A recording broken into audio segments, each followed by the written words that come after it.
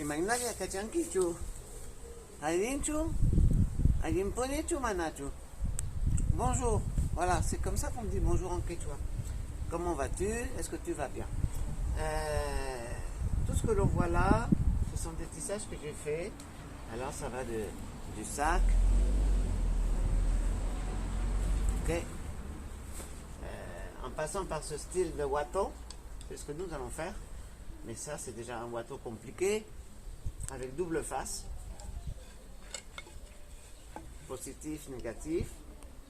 Voici une technique un petit peu complexe. En passant par un poncho qui est là, avec la même technique que le watteau, ça veut dire que ce qu'on va apprendre à faire le watteau va nous permettre de l'insérer dans un tissu. Mais en soi, il peut être tout seul comme ça. Ça, c'est pour faire une anse de sac. Alors, voilà. Ça, c'est une ceinture. Enfin, bref. Tout ça, le principal, c'est de savoir commencer par cette petite chose, qui est le watteau. Celui-là, il est bichrome. Il est aussi double face. Donc, on va travailler en tenant le watteau par le pied. C'est comme ça qu'on commence.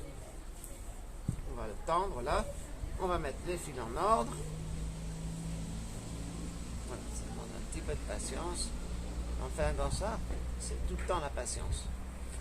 Tout le temps de la patience. Ça paraît compliqué, mais en fait, quand on s'applique bien et qu'on commence par des choses simples, on arrive facilement à s'en sortir. Voilà, même quand ça s'en mêle. Donc, on va démêler ça. Voilà. Voilà.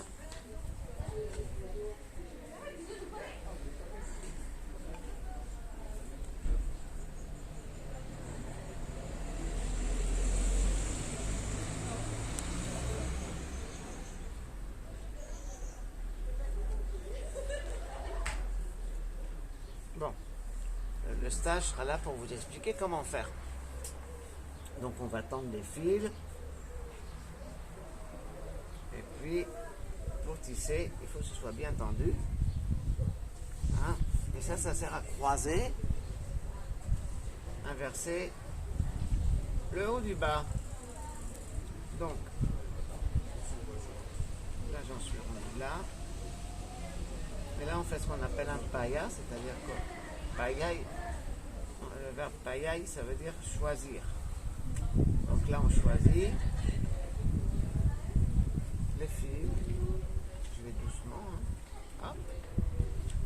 On reste deux.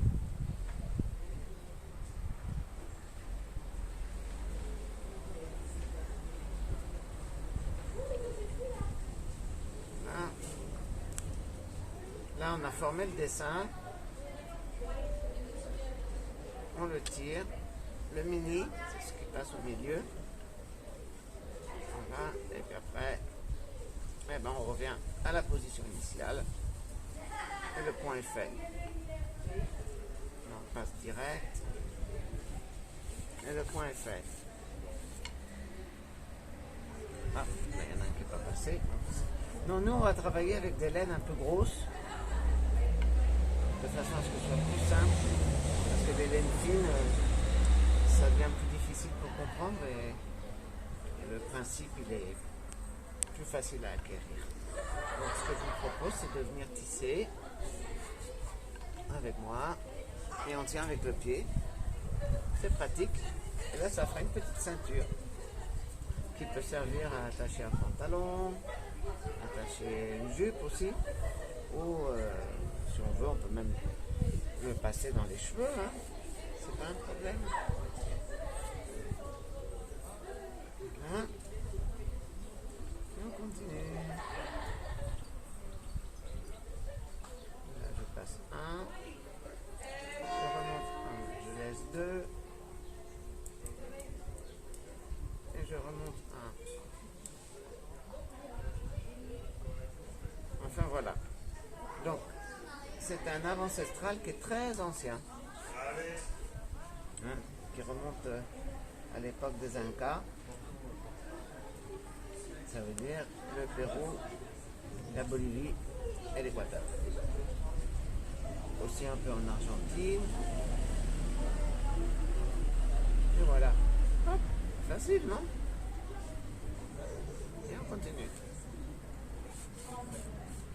Bon, tout ça je vais vous l'expliquer en français, ou si vous voulez en espagnol, en portugais, en italien et aussi en quechua.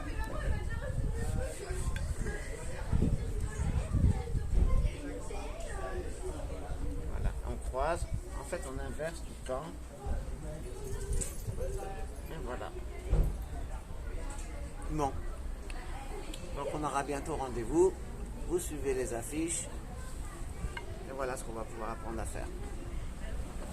Le montage et le début du tissage. Voilà.